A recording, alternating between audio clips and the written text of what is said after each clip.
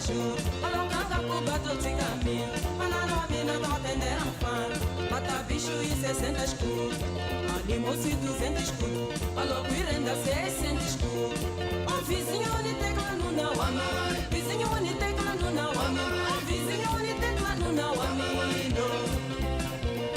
O vizinho ni tecla no na wami. O vizinho ni tecla no na wami. O vizinho ni tecla no na wami. O vizinho ni tecla no na wami. It's time for Africa World Hour with Tsepiso Makwetla. Stay tuned for insights, impact, and inspiration right here on Channel Africa. Available on the Channel Africa app.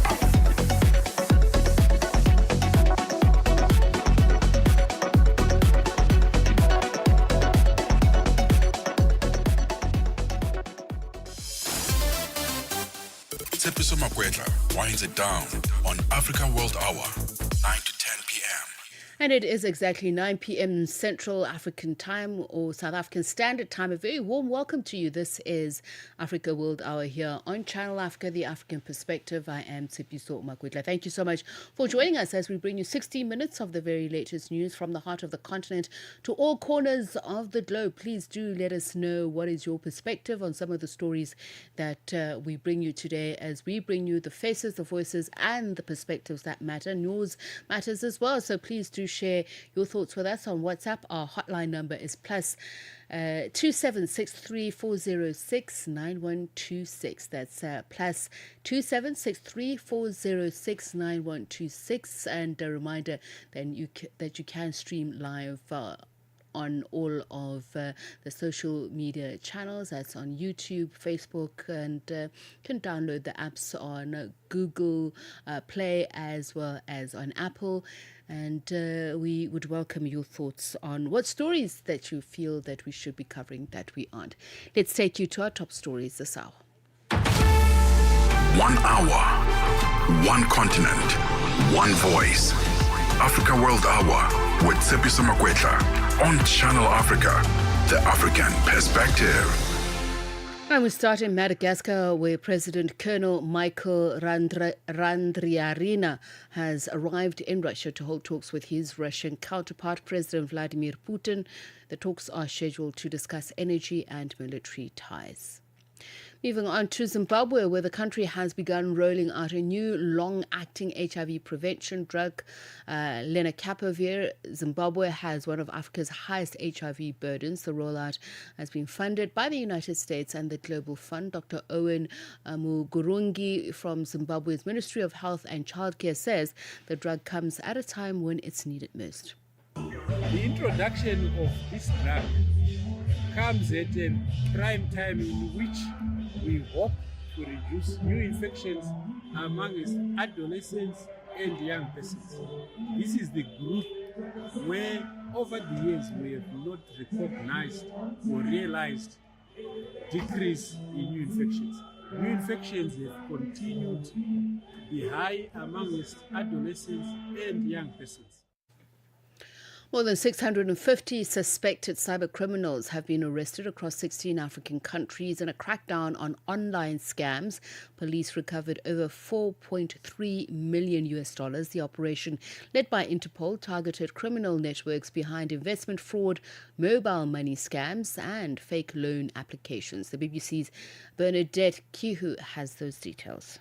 Operation Red Card in December and January identified more than 1,200 victims in Africa and beyond. Scams included using social media platforms to trick victims into putting money into fake investment opportunities. Fraudsters operating out of Côte d'Ivoire targeted vulnerable people through deceptive apps offering quick loans. A cybercrime group in Nigeria gained access to a major telecom company's systems, then resold airtime and data bundles. Interpol says the operation highlights the growing scale of organised cybercrime and the need for stronger international cooperation to tackle the fraud networks that operate across borders. More than 1,000 Kenyans have been recruited to fight on Russia's side in the war with Ukraine. This is according to a Kenyan intelligence report presented to lawmakers. The Russian embassy in Nairobi has denied that Moscow was involved in illegally recruiting Kenyans to fight in Ukraine, though it said foreign citizens could voluntarily join its armed forces. Kenya's National Intelligence Service report details a network of rogue state officials it said had colluded with human trafficking syndicates to recruit Kenyans to fight in Russia's war in Ukraine. The recruiters targeted former soldiers and police officers as well as unemployed people with promises that they would earn around $2,715 a month and get bonuses of up to $9,000. And finally, Londoners have voiced their surprise but also welcome of the arrest of King Charles's brother Andrew Mountbatten Windsor on suspicion of misconduct in public office over alleged links to Jeffrey Epstein. Here's a listen to what they had to say. It's just, I suppose, a sign of the world we live in, where power has no responsibility, no ethics. And I mean, he comes from a background of corruption, being above the law. I think it's only because the public's probably put pressure on, and the media's put pressure on to have him questioned. But he'll probably disappear to some country where he won't be extradited. I thought he'd go into hiding and get away with it. Yeah, so no, that's all I've got to say really. I'm pleased. Across Africa, communities rise with the promise of clean water and clean sanitation. The African Union's 2026 theme calls us to action. It's about mobilizing real commitments, securing climate-resilient water and sanitation projects, and ensuring that water becomes a driver of sustainable development and prosperity across the continent. A landmark moment, not only for Africa, but for the global movement for access to safe water for all. Assuring sustainable water availability for every home, every village, every nation. This is the Africa we want. Channel Africa, the African perspective. Village, every nation. This is the Africa we want. Channel Africa, the African perspective.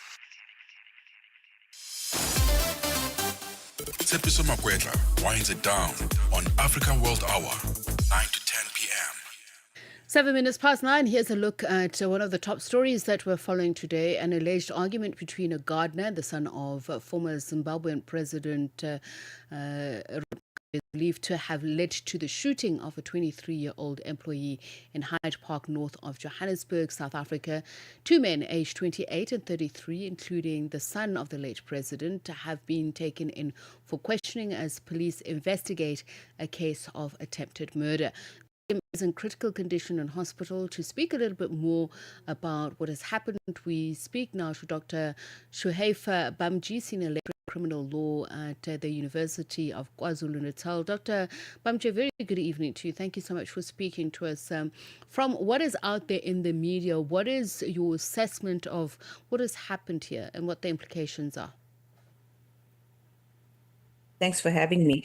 Yeah, so clearly from the reports and the interviews with the various police officers on the scene, definitely there was a shooting, and clearly it looks to be attempted murder. All we know is that two suspects were taken under arrest. We did see photographs of Mugabe's son, ex-president, late President Mugabe's son, in handcuffs, but there's no sort of formal declaration that he's arrested as a suspect. Now, there's different ways or reasons why someone would be arrested. For questioning would be one, but clearly, of the two people, by logic, he's probably one of them that have been taken. Whether he's been formally charged yet or, well, we'll see. I'm sure it'll come through the magistrates' courts for that. And I'm guessing there'll likely be a bail application as well. But there are certain ramifications for this because, as you've said, the victim here, the gardener, is critical. And so what you're looking at here at the moment is a criminal charge of attempted murder. Obviously, there are things about intention, etc., that go towards that. But are you still with us, Dr. Bamji? And it looks like, unfortunately, we've lost connection to that line. Let's see if we can raise her again. We're speaking about police in Johannesburg arresting 3 individuals, one understood to be the son of Zimbabwe's late President Robert Mugabe. It's been reported that there was a shooting of a 23-year-old employee in Hyde Park, north of Johannesburg. This employee is said to be the gardener of the late president's son, and we understand that the victim is in a critical condition in hospital. We are in conversation with Dr. Suhaifa Bamji, who's a senior lecturer in criminal law at the University of KwaZulu-Natal. She's speaking to us about what has happened here. And you were making the distinction, Dr. Bamji, about the arrest, being arrested and being detained, but you are also speaking about what police will be looking for at this point. So can you just continue with your last train of thought? Yeah, apologies for that. Can you guys hear me now? Yes, we can, loudly, clearly. Yes. So the last train of thought was, like you said, we're looking at a victim who is critically injured. And on those facts, you'd be looking at attempted murder. But should that person pass away or die as a result of these injuries, you're looking at a murder charge. Now, the police say that they found the bullet shells. I think they're still looking for the murder weapon. Literally, they're looking for the smoking gun. And I think there's much to be said of the resistance from the occupants of the premises to allow the police in, but we'll have to see how that overturns. I think what they're looking for is definitely the murder weapon. They'll be looking for evidence like fingerprints, but other ballistics evidence like blood splatter, gunshot residue, and taking all of those samples from whoever's been arrested and using that to build a case. And I want to look at that building of a case. As you said, police encountered resistance. There's the issue of a warrant to either search the resident and obtain evidence. What are the steps that would be involved, particularly with the recovery of the firearm, given that we understand that has not been done as yet? Yeah, so typically, I mean, this was a live scene. And so there's much to be said in terms of criminal procedure law of being able to act on a live scene without needing to go and formally get a warrant, a search and seizure warrant from the courts, because you'd be able to satisfy reasonable suspicion of weapons, of other evidence necessary, which are likely to have been destroyed or spirited away, if you will, given, if you think about the time it takes to go to court and get a search warrant. But over and above that, so in those circumstances, it would be quite permissible for the police to go in and search for and seize what would be reasonably expected as items or whatever relevant to this crime. And policing that. But over and above that, if you want to become more strict about it, or certainly you'd want to, in coming days, they have to go through to the magistrate's court and get a search warrant.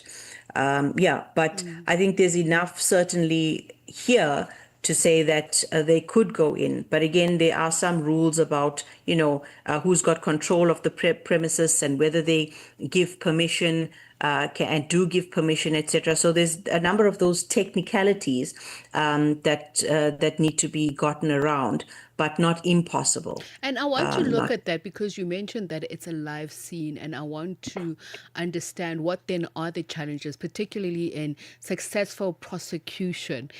if police have to act with urgency. In this case, this is somebody who is in a serious condition, as you said. There's a possibility, and not necessarily wishing that on them, but just to say, should the unfortunate happen that that person passes away, that the police would have had to act with haste. So the procedural considerations of handling that, and also there's the issue of privilege, a high profile suspects and public opinion. Yeah, so look, I think given everything that's been unfolding at present, I think the court of public opinion is certainly weighing heavy on very many things that are unraveling in the South African news, criminal justice system, and also internationally. But we won't go into those murky waters just yet. But certainly, when you raise the thing about how high profile, here we're just talking also just high profile of the individuals involved. And, a question that does come up, well, how does diplomatic immunity work in this case? Does it work at all? And those are certainly valid questions to be asking, because is this privilege going to be used to thwart an investigation, to frustrate the investigation, halt it, or, prevent things like arrest, detainment without bail applications? There's a number of factors here, and we can dive deeper into the question of diplomatic immunity as we chat. So let's do that. What are and these are, or should we say, in this particular case, what's come out in the media is that the son of former President Robert Mugabe, who is obviously no longer a sitting head of state, who is deceased. So would they still enjoy that if the parent that would have allowed them to have that diplomatic immunity is deceased? And just even their relationship with the sitting head of state is that I just want to understand the intricacies of that, because there is the issue of what happens with the judiciary and prosecutors in the balance of fair treatment. Yes. So, those diplomatic immunities exist for the sitting head of state while they are sitting, and they extend as far as other members in the cabinet or persons designated with particular immunities. They don't necessarily translate to family members. So here, in this case, you've got sort of a double whammy. First of all, the person themselves is not a sitting member of state, just a family member. And I say just a family member. And I'll explain why that's also important to talk about, because I think today has been a very bad day to be a relative of or someone in power, internationally as well. And the other thing also counting against is that the sitting head of state or the parental link, if you're looking, is no longer the head of state and is deceased. So when we look at it that way, there's no sort of coming back from or relying on diplomatic immunity from the legal perspective. The political perspective is an entirely different conversation, which we should probably be having with a political analyst expert. But just going back to the point about me saying it seems to be a very bad day for heads of state and their family members. I mean, we just saw what's unfolded with Andrew Mountbatten and his arrest, and King Charles saying, well, the law must take its course. Yeah.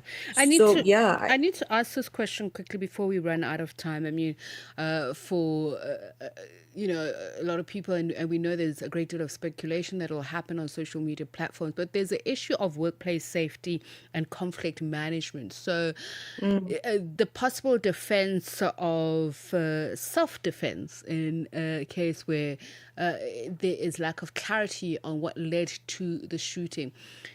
What is within the realm of possibilities, and what should employers keep in mind where either they feel that they're threatened or they are threatening an employee? Yeah, so look, that's a great question, but it's also an aside. There are very many requirements to rely on the defense of private defense. We call it private defense, but self-defense is a form of private defense. And violence is not the answer. I mean, that's a simple thing. We've all been taught that.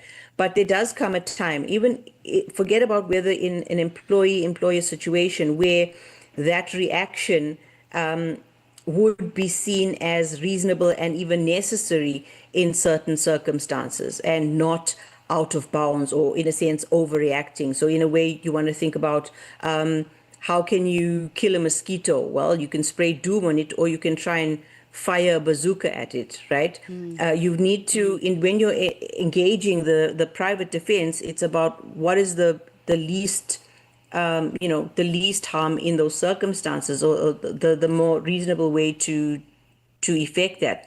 But as far as employers and employees in the workplace, I think you should escalate to, use the Labor Relations Act, use the Labor Relations Law, engage the CCMA, and even call in the police if whether the employee is feeling threatened or even an employer is feeling threatened in that way. All right. Yeah. Dr. Bamji, I really thank you for your time and those insights you've shared with us. Dr. Suhaifa Bamji is a senior lecturer in criminal law at UKZN, speaking to us about this incident that's been reported. Former President of Zimbabwe, Robert Mugabe's son, involved allegedly in a shooting with a gardener and employer. 2 people have been taken in by police, and the victim is said to be in a serious condition in hospital. Brings the time to 20 minutes past 9. The Morning Switch Weekend with the Shy Guy.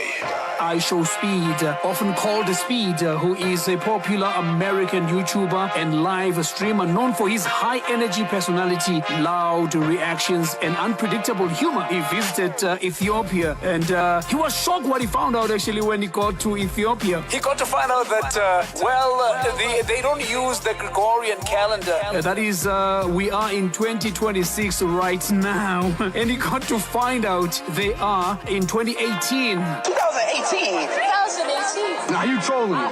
It's 2026. No. It ain't 2026? Wait, hold on. Wait, we in the past? Yeah. Ronaldo is still in Real Madrid. Yes. Everything is in the past here. Oh man, how shocked the Speed was. He went back in time. Saturday and Sunday mornings belong to the Morning Switch. 3 to 6 a.m. Central African Time. It is 21 minutes past 9. We continue with Africa World Hour, bringing you the very latest on what is happening in and around your world, whether you're listening from the heart of continent or from other corners of the globe. So let's look at this next story now, and we'll get to the details of what is happening in Zambia. We're speaking here about the remains of former Zambian President Edgar Lungu. It's been a contentious issue. The family of the former president dismissing allegations that he was poisoned, even as the South African Police Service seeks custody of his remains as part of an ongoing investigation. Lungu, who died in South Africa last June at the age of 68, is yet to be buried amid a continuing legal spat between his family and the government of Zambia over where he should be laid to rest. Lawyers and commercial attorneys say the family is cooperating with investigators but insist the poisoning claims lack credible evidence. They speak about this now with McQueen Zenzo Zaza, legal expert in Zambia. Very good evening to you, and thank you so much for speaking to us, sir. Thank you for having me. Good evening. I don't know if interesting is the right word to use, really, and perhaps even more sad and devastating for the family, this turn of events that after more than 6 months that the former president has not been laid to rest and interred, there is now this allegation. What is your understanding of where it emanates from and why now? Okay, thank you for that question. So this allegation has a background to it. You remember when the former head of state died in June 2025, 5th of June 2025, we had a number of opposition leaders in particular, the Secretary General of the Patriotic Front, who was also representing other opposition political parties. He went to South Africa to go and mourn with the family. While he was in South Africa, he was invited at I think a TV station called Newsroom Africa on the 8th of June 2025. At that platform, he made an allegation that the former head of state was poisoned. This was very shocking to the nation, not only to the nation Zambia, but it was also shocking to South Africa, and it was also shocking to the rest of Africa. Because the question that begs an answer is, who poisoned the former head of state? Then after, on the same day, I think on the 6th day of June 2025, there was another prominent political figure from the Patriotic Front by the name of Dr. Canisius Banda. So Dr. Canisius Banda went on his wall and said that the former president was assassinated using some chemicals. So according to him, he was alleging that there was some malpractice at the hospital. So this is where all this allegation started. What is very important is that, or what is important for you to note is that from the time the former head of state died to date, the government has never been allowed to come anywhere closer to see the body of the former head of state. So everything has been in the custody of the family until that court matter started. So what is then the point of what you're making, that it lends credence to those reports that he could possibly have been poisoned, or that the government should have been granted access to the remains of the former president of Zambia? Can I just get a sense or understanding of your point in raising that issue? My point in raising this issue is that when those allegations were made, it alarmed not only the Zambian populace, it also alarmed the South African populace. And you know, as investigative wings in most countries, whenever they hear something, especially of a person who is of significance, like the former head of state, they would go into investigating the cause. So what the South African police service did was that they became proactive in investigating this matter so that they could bring out the truth of what caused the death of our former head of state. Remember, Mr. Lungu was not an ordinary citizen.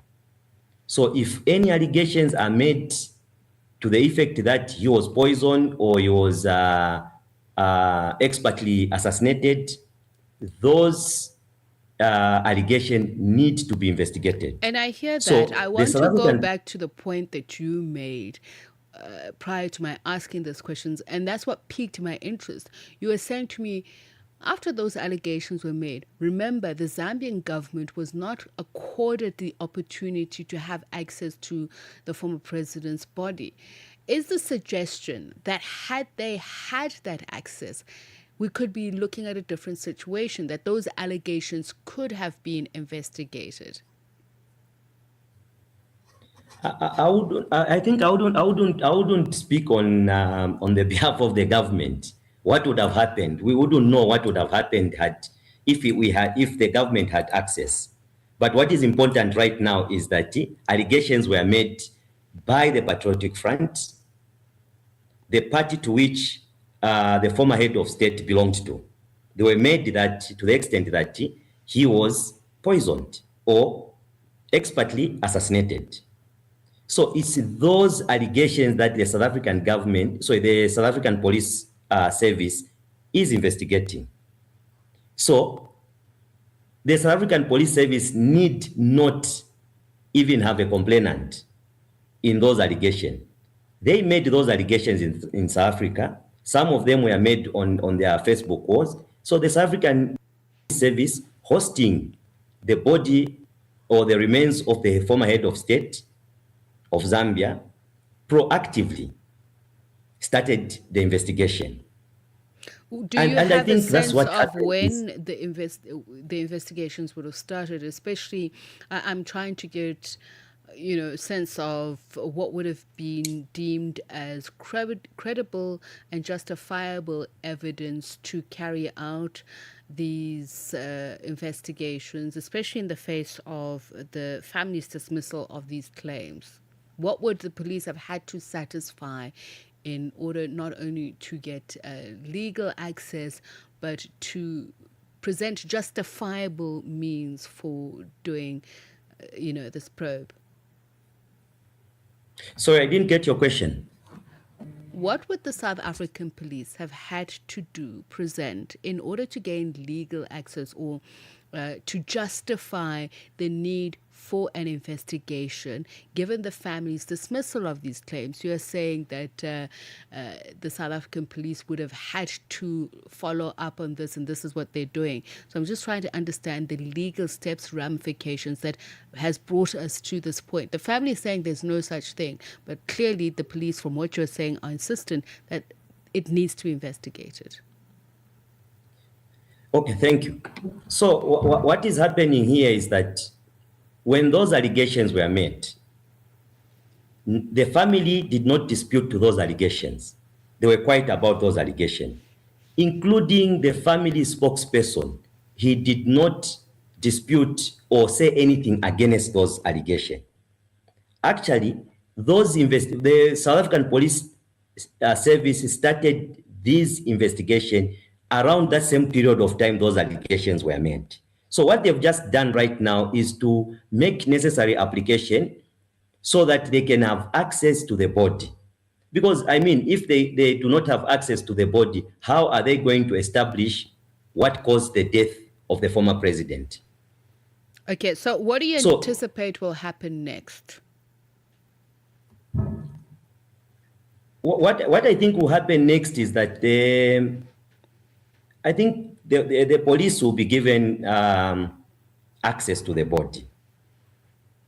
And once they are given access to the body, they will establish the real truth as what caused the death of the former head of state. All right, thank It you. is very important to establish that truth.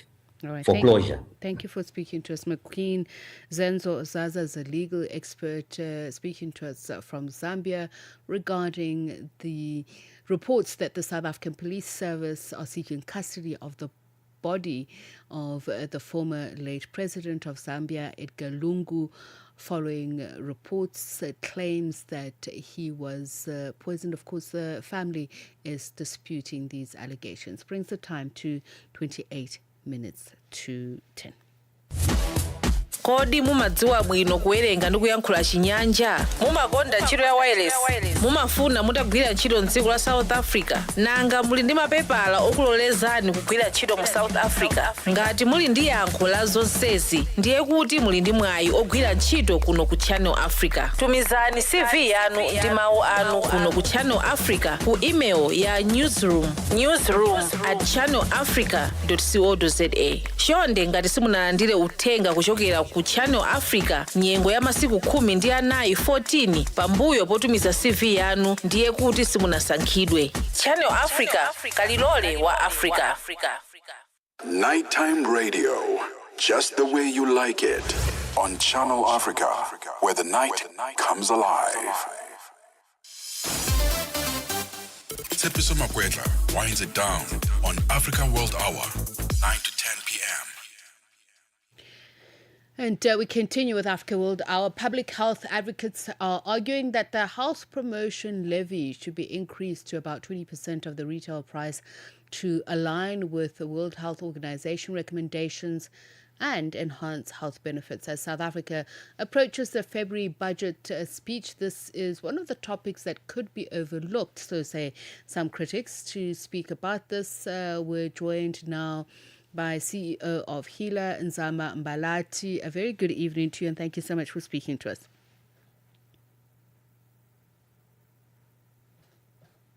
Mr. Mbalati, are you with us? All right, let's see if we can reconnect with Mr. Mbalati. It seems that he is unable to hear us. We'll take a quick break and we'll be back with him. Across Africa, communities rise with the promise of clean water and clean sanitation. The African Union's 2026 theme calls us to action. It's about mobilizing real commitments, securing climate-resilient water and sanitation projects, and ensuring that water becomes a driver of sustainable development and prosperity across the continent. A landmark moment, not only for Africa, but for the global movement for access to safe water for all. Assuring sustainable water availability for every home, every village, every nation. This is the Africa we want. Channel Africa, the African perspective. The Morning Switch Weekend with the Shy Guy. I Show Speed, often called Speed, who is a popular American YouTuber and live streamer known for his high energy personality, loud reactions, and unpredictable humor. He visited Ethiopia, and he was shocked what he found out actually when he got to Ethiopia. He got to find out that, they don't use the Gregorian calendar. That is, we are in 2026 right now. And he got to find out they are in 2018. 2018? 2018. Nah, you trolling me. It's 2026. No. It ain't 2026? Wait, hold on. Wait, we in the past? Ronaldo is still in Real Madrid. Everything is in the past here. Oh man, how shocked Speed was. He went back in time. Saturday and Sunday mornings belong to the Morning Switch. 3 to 6 a.m. Central African Time. It is now 24 minutes to 10. You are listening to Africa World Hour. Now, big milestone. South Africa, SABC Plus have officially reached 2 million registered users. There's even more waiting for you. Stream great content from SuperSport Schools, Sportscast, Bricks TV Africa, Mpuma Kapa TV, and 1KZN TV, all on SABC Plus. So if you haven't yet downloaded that SABC Plus app today, join the millions we have. One platform, more to watch and listen to. SABC Plus. Download, register, and stream now. 1 hour, one continent, one voice. Africa World Hour with Tsepiso Makwetla on Channel Africa, the African perspective. Student protests and clashes that have rocked the Cheikh Anta Diop University in the Senegalese capital of Dakar have been suspended. Authorities closed the campus last week after the death of Abdoulaye Ba, a second-year medical student, following unrest over unpaid financial aid. The students say demonstrations are officially suspended, but the crisis is not yet totally resolved. And Nhlanhla Mahlangu has more on that. The cause of death of medical student Abdoulaye Ba remains unclear.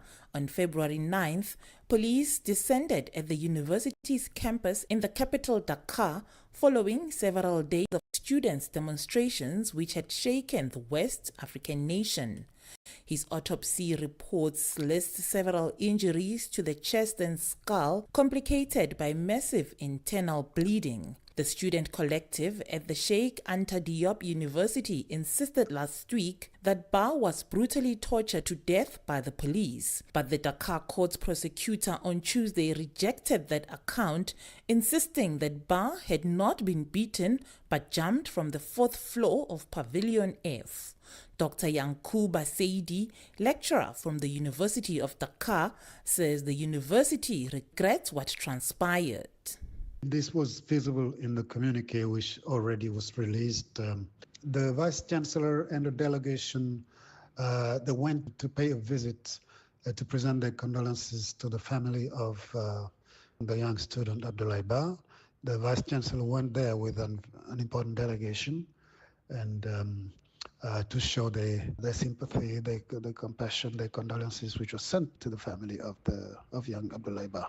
So the university regretted what happened, and the Vice Chancellor said he's committed to bring the two sides to discuss and find a common ground so that the activities could very quickly resume, and for us to forget these troubles which we've been, hit with over the past days. Senegal's university calendar has been repeatedly disrupted by several years of prolonged closures following periods of unrest lasting for months and causing academic years to overlap.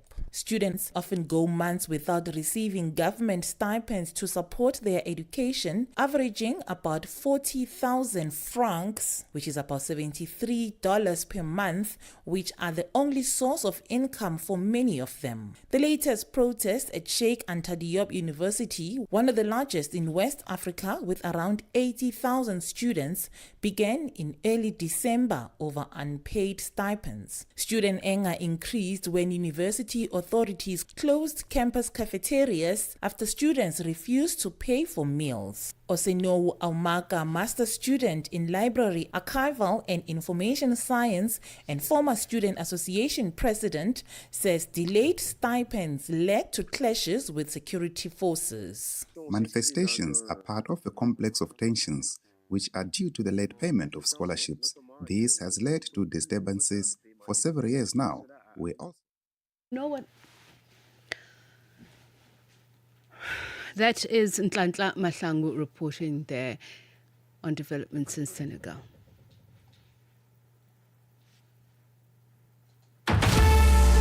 One hour, one continent, one voice. Africa World Hour with Tsepiso Makwetla on Channel Africa, the African perspective. Right, so let's take you back to Nzamba Mbalati, Dr. Nzamba Mbalati, who is the CEO of HEALA, and we'll speak to him about HEALA. But let's look at other issues now. That is Mark Zuckerberg testifying in a landmark youth social media addiction trial, insisting that Meta platforms do not allow children under 13 on Instagram or Facebook, despite being confronted with internal documents, suggesting younger users were an important demographic. To speak about this, we're joined on the line by Dr. Adeneyi Ifetayo, public affairs analyst and media consultant. A very good evening to you, and thank you so much for speaking to us. Yeah, good evening. It's my pleasure to join. So please just tell us your thoughts about this Mark Zuckerberg testimony and give us a little bit of context of why it's important. Yeah, there's every side to a coin, and I believe that when the purpose of a thing is not known, an abuse is inevitable. Yes, there are some statistics shows that children or under the age of 13, they are, they are being addicted to this social media platform. But there are several stakeholders that has a role to play to make sure we keep our social media, sane for the children, whether children or any category at that, age control limit needs to be dealt with if they want to keep it sane. I was just talking to my daughter a few moments ago, who said that the age limit sometimes anybody can just put whatever age that he likes, so that they will feel that he's an adult. Meanwhile, the person is still a minor. So like that, they can put that before you can register, you must impute your national ID card or government approved ID card. Also, parent has a role to play. I'm sure as a child who is a minor or under the age of 13, I'm not sure that such a child can afford to buy an iPad, an iPhone. But when you give them these gadgets, you expose them to the world. And parents need to monitor them. There's a time for you to browse the internet. And of course, government too has a role or part of the blame, which they are not doing much orientation, as long as this organization, they are paying their tax, they are, supporting their initiative. Sometimes government look away. And of course, the founder or the social media platform also has a role, not all about profit or large number of users, or want to say, this maybe Instagram or TikTok or whatever, we are boast of 2 billion followers, we are boast of this. What are you doing to keep your platform safe? And just like, let me make this analogy, even if balanced diet is good for the body, but if you dwell much on carbohydrates, there will always be a side effect. And I want to talk about this insistence by Meta platforms that it doesn't allow children under the age of 13 on Instagram. And we've seen quite a lot of these platforms face legal actions for various things, and a lot of that having to do with children, the harm of children, and the lack of safety measures. So can they really make such a claim that children under 13 are not important, or that they're not an important demographic on these platforms? No. Any number, if you have a million and is -1, is no longer a million. So every number is important, whether kids, teenager, or adult, whatever it is. The claim they are making that is just they are insignificant, I beg to disagree, because any number matters. So what I will tell them, even on the part of the Meta or Instagram, is that the age control, for example, in my country, Nigeria, once you are 16 years old, you are permitted to do some certain things or to register. So they need to look at this holistically, whether in America, in other part of the world, what age can we regard as minor? And of course, they have, just like on YouTube, they have YouTube Kids, and I'm sure Instagram can have something of that nature, and they should orientate their followers, maybe the parent, the demography, whether in age that, hey, even if you want your wards or your children or your kids or your minor to be digital inclined, to be social media inclined, there are other, program or algorithm or app that they can download and learn and get improved, not the one that we, harm them, or the one that we expose them to danger.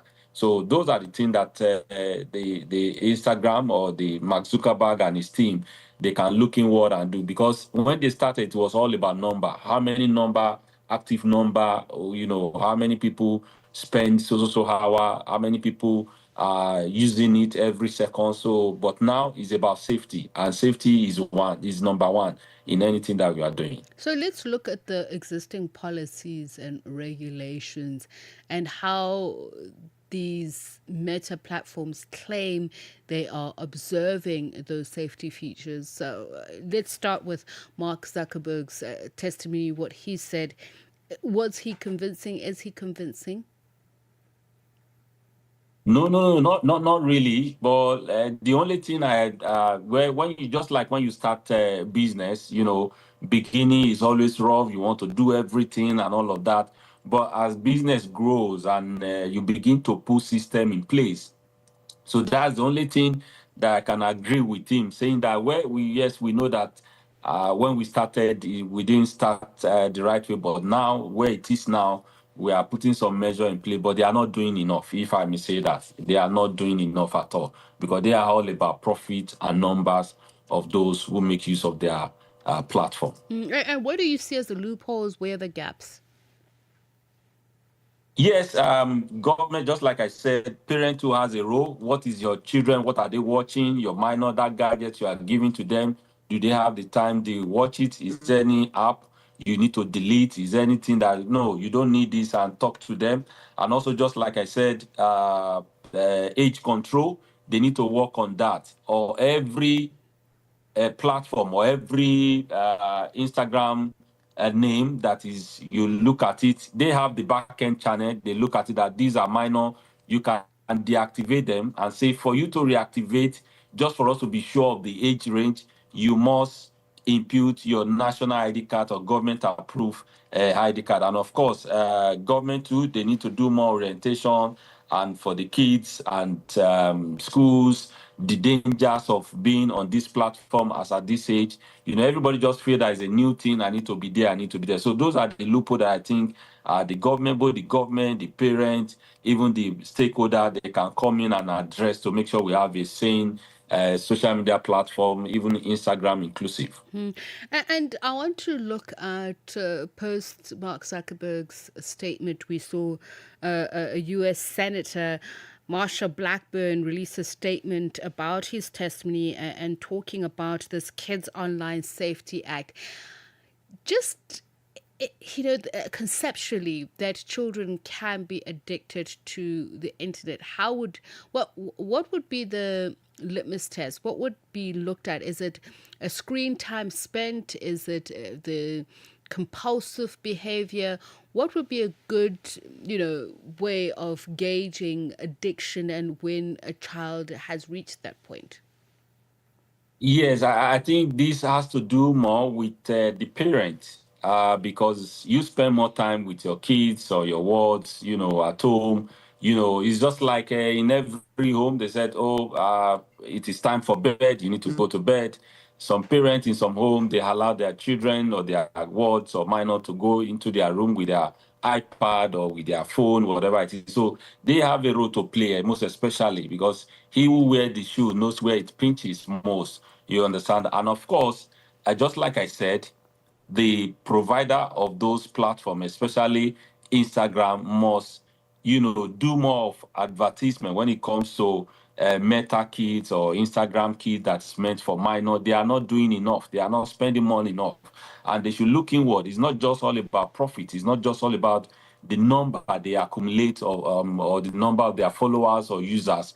We have to keep our social media sane. I know in some climb, until, for example, I think in Australia, I stand to be corrected, unless you are 16 years of age, you don't make use of a social media platform. I think it was late last year when they banned it. If you are not 16, you can't use it because they know that you can decide between the good and the bad or what they can do to you. So to reduce the addictive measure of these social media platforms, especially Instagram, more orientation, more education about it, and parents too, they need to take the cognizance.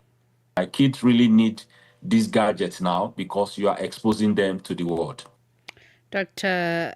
Denny Ifetayo is a public affairs analyst and media consultant. This Friday on The Upside. Hi, I'm Superhot Six Mabuse.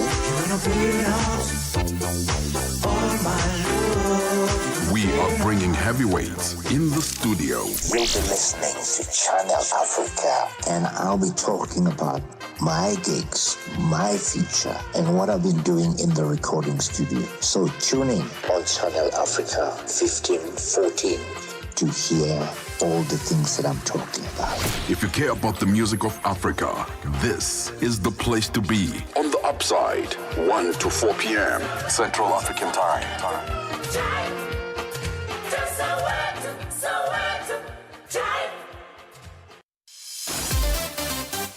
Tshepiso Makwetla winds it down on Africa World Hour, 9 to 10 p.m. 8 minutes to 10, we wrap up with this. Public health advocates arguing that the health promotion levy should be increased to about 20% of the retail price to align with the World Health Organization recommendations and enhance health benefits. We speak now to the CEO of HEALA, Nzama Mbalati, to speak a little bit more about this. A very good evening to you, Mr. Mbalati. Thank you so much for speaking to us. But first, so that people understand the intention of this health promotion levy, what is supposed to, counteract, specifically if the World Health Organization has made recommendations for countries to follow? Thank you so much, Tshepiso, and thank you for having us. And we appreciate the time with Channel Africa. So that's a very good question in terms of the background. So with the growing epidemic of diabetes, the World Health Organization look at mechanisms and tools in our toolbox that are easy to implement in countries. One, to curb the overconsumption of sugar sweetened beverages. The second one, to raise much more needed revenue, similar to the revenue that is raised on other unhealthy products such as tobacco, alcohol, carbon tax, as a way of discouraging and incentivizing the sugar industry really to reformulate and look at some of the interventions that they can look at to actually improve and look at diversification, as well as we know that sugar cane and sugar is also used for other things as not instead of diet consumption. So we know countries like Brazil, India, at BRICS, our peers have already diversified into ethanol and what we call the fuel that is used for aeroplanes, and moving much more away from the consumption in the diet. And I want to talk to the issue of consumption, because when we speak about the sugar tax, I heard something, and you'll correct me if I'm wrong. It's about basically not just the end goal of the efficacy of the tax, but just saying that there's a belief by some that it means that there is no sugar in some of these products, but it's more about less sugar. And certainly when one drinks some of these cold drinks, juices, you can still tell there's a lot of sugar in it. So I want to look at the design and what the World Health Organization is saying, and how to make sure that there are features that achieve this efficacy. Definitely, and very good point you're raising. So the problem we know with sugar is consumption of sugar, right, in a liquid format. It's what is the biggest problem. So remember, in a fruit, we do get natural sugar, right? Or intrinsic sugar. So the problem with sugar in a liquid format is that our body is not able to metabolize it.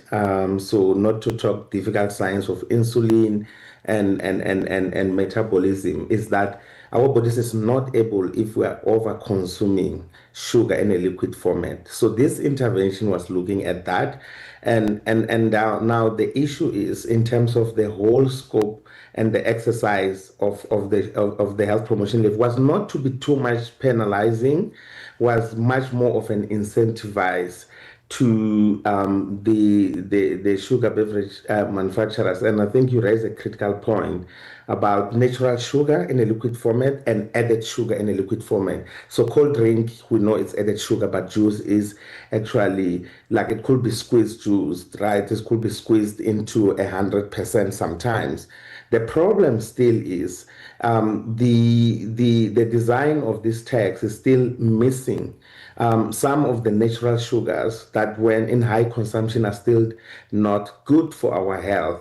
And I think one of the things at HELA we've been pushing is for the National Treasury, because they already have a paper now that's stating facts about the harms of other natural sugars in high consumption, such as like the fruit juice, that we know is not good. I think in the design, right, because it was meant to incentivize and not to penalize, so there was a decision to take this not into the excise tax, but rather a health promotion levy, is that it's leaving out some of the dangers of the potential sugar consumption unabated and not covered in the current design of the health promotion levy. So you're raising a critical point, and fruit juice is supposed to be included in that, because most of the people who can afford, middle class and all that, think the alternative to cold drinks is actually juice. And I want to talk about the issue of affordability. Sorry to rush you, but we are running out of time, and I desperately need to ask this question about the fiscal policy in line with public health goals, because there is the issue of affordability, joblessness, and it's I think everybody can testify to that. Healthy foods are very expensive. They are inaccessible to especially the lower rung of the economic strata. So shouldn't this money be ring-fenced to prevent or to really promote health, as in it must be used as an incentive. So for those people who can't afford those healthy foods, shouldn't that money go towards that, supporting them? 100%, and we've been calling for that. And National Treasurer has been saying that it's not a good public, finance policy. That don't only penalize people because we eat and drink what we afford, right? What's available, what's affordable. That we can actually soft ring-fence some of this money into making healthier food more affordable, but also in driving the prevention of non-communicable disease and just the broader response to NCD, to non-communicable disease. So I think that's one of the issues that I think we've been at odds with National Treasury, that it doesn't help to just penalize people. Where are you taking that money? And we've been trying to follow the lead. They have been investing some of this money into the National Department of Health. We know there were problems about them not having plan and spend that money, and it has been reducing by year. We could do more to make sure that we make healthier food options available. Well, let's find time to talk about that, the implementations and barriers, especially maybe ahead of the budget, have a more in-depth conversation, because it is an important one. And I think a lot of people talk about it all the time, but there is no help. So there are those goals, but there is no support. Nzama Mbalati, CEO of HEALA, speaking to us about the upcoming budget. And of course, we are looking at the issue of the health promotion levy. Sugar taxes is amongst those. So what is government doing and how is it helping me and you? Shayla Ndukumana is in the studio. So are you a soda person, juice person? Not even. Neither. You don't strike me as... No, you don't look like you do soda. Not a fan. Sparkling water is as good as it gets, for me at least. Okay. I think the only problem is, when that time comes. Yes. That time. What's your vice? Oh my gosh. Most recently, Coke. Why? The real deal or Coke Zero? The real deal.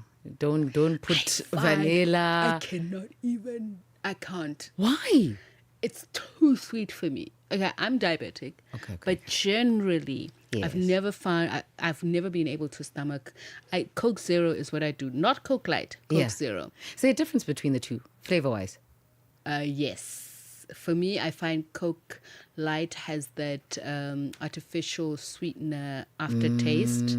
Coke Zero, not at all. I find it's just, people who like the real deal say it's too weak, that there's not enough sugar. But for me, it's still a lot of sugar. Coke Zero, that is. So I throw a slice of lemon and it soaks up that sugar. It's the best drink ever.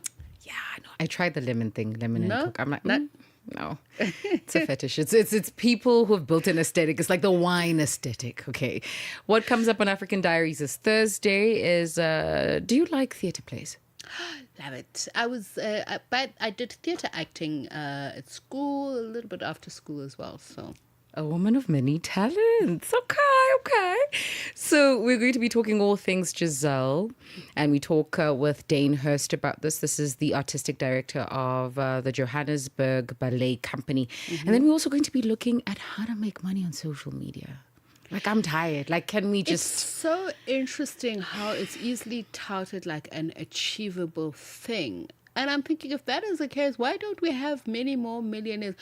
Because, then we just very quickly get through this. I was listening to a sermon, I think it was Pastor Sarah Jakes Roberts, but and she was just talking about the issue of habit, right? Yeah. Training of the mind, etc., etc.